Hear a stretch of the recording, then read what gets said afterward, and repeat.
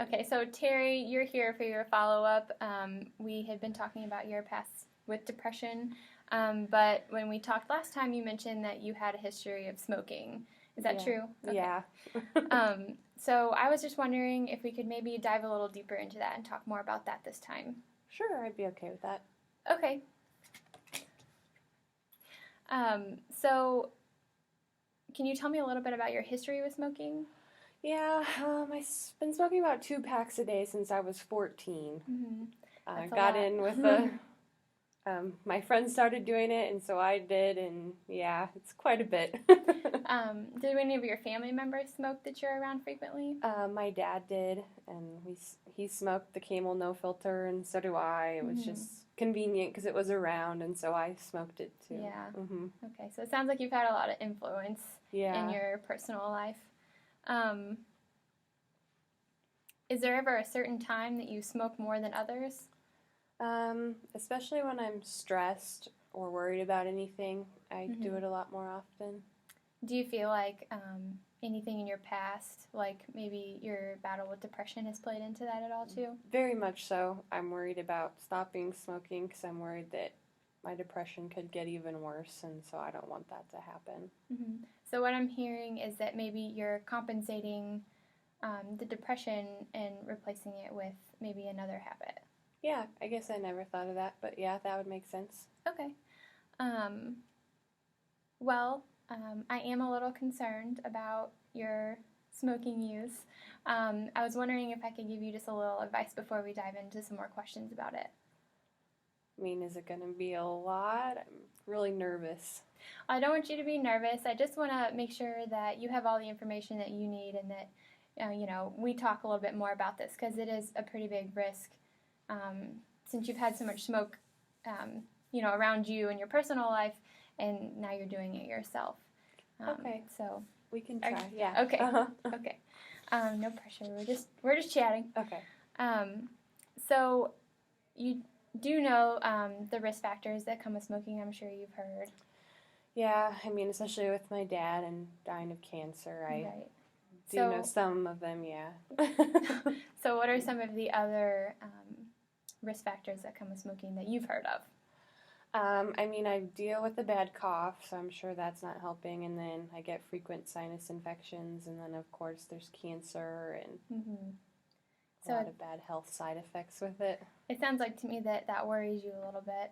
Yeah. To think about that, especially with your family history. Mm-hmm.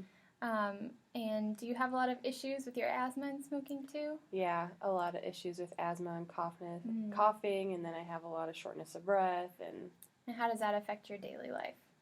Pretty bad. I mean, it makes it hard to breathe, and then anytime I try and exercise or do anything, it can really make it a lot worse. So it seems like to me that it impacts your life in a negative way also. Yeah, I guess I never thought of it that way, yeah. So what positive ways do you feel like it affects your life? I feel like it makes me not as depressed, and I don't know, it seems relaxing. Yeah, okay. So it seems like that it does help you get through a lot of other issues that are going on in your life. Mm-hmm. Okay. Terry, have you ever thought about quitting ever in your life? I have, but like I said, I'm worried that it'll affect my depression, and I really don't want to go back to where I was with my depression, and so I've really just been doing it so that I'm not as depressed. Yeah, that makes sense. Well, I'm going to be honest with you again. I would really like you to choose a healthier outlet for your battling your depression because smoking does come with a lot of other risks that are, very dangerous. So, do you mind if we maybe discuss some of those alternative options? Sure, that's okay. Okay. So, tell me a few things that you like to do in your free time. I like to go walking. Spend time with my niece. I really like spending time with her, hanging out with friends, and yeah. So you mentioned your niece. Do your family members have any issues with your smoking habit?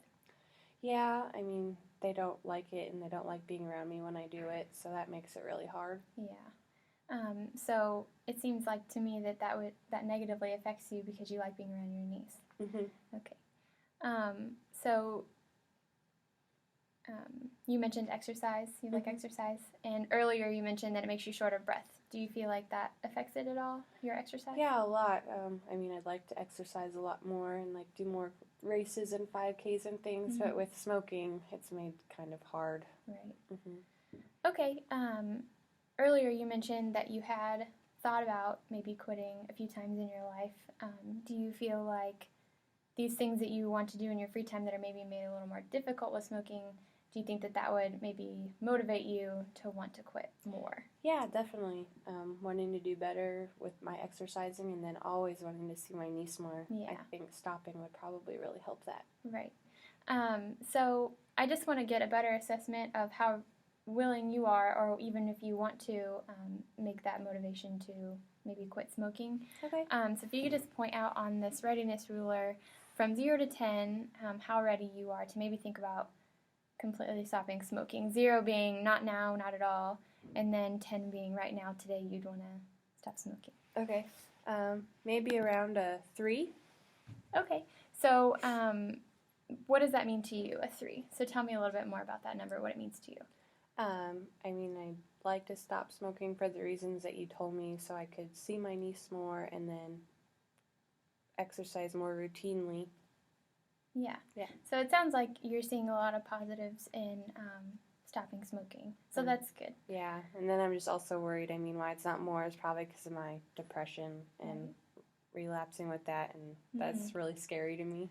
Yeah, I can imagine that that's really scary. You don't want to go back to those old times in your life that were a little more difficult. I know that we've talked about your support group before, and you said that that's helped you a lot. Yeah, Can you elaborate on that a little bit? Yeah, I've gone to quite a few with my depression, and it's helped a lot. Been really helpful. So, in what way do you think that support group might help you through this next step? It's a lot of reliability, and then just being able to relate with people who've gone through a lot of the same things with me is really helpful. Yeah, that sounds like it. So, how do you think that you could maybe adapt the support group that you have for battling your depression and maybe use it also to maybe move to this other step of stopping to smoke? Yeah, I mean, I could try and use it in the groups that I'm already in, I guess, or I guess if none of them have issues with smoking, maybe I could find another group that kind of does the same thing with smoking. Yeah, that sounds like a great idea. And then, do any of your friends smoke? Or anybody that you're around a lot? No, I mean, my dad did, but anyone else, I don't know. Okay. So maybe just continuing to surround yourself with people that don't practice that habit, that maybe make it a little easier for you to also stop. If I spent more time with my family maybe and less time with my friends who smoke, that could be helpful. Yeah, that sounds good. Also, you mentioned your niece, so you could spend a lot more time with her. Yeah. Sounds like that's what you want to do. Yeah, I'd like that a lot, and I think she would too. Okay, well, that sounds good. Well, we've talked about a lot today, and I feel like you're really moving and you're motivated. So I'd like to set up another appointment with you. Do you have any more questions for me? No. Do you have any information maybe about groups that would be doing this? So we have a lot of information about different support groups, just like for your depression, the support, they have support for smoking and a lot of other things. So people that can just help you through the process, because it is difficult and difficult to deal with, especially if you have other things going on in your personal life too. So I'll get that information for you, and then would you like to have a follow-up appointment with me? Yeah, that'd be great. Okay, and then maybe we can further discuss this next time. Okay. But I think that you're moving in the right direction, and hopefully we can make even more progress next time. Okay. Thank you for coming in today. You're welcome.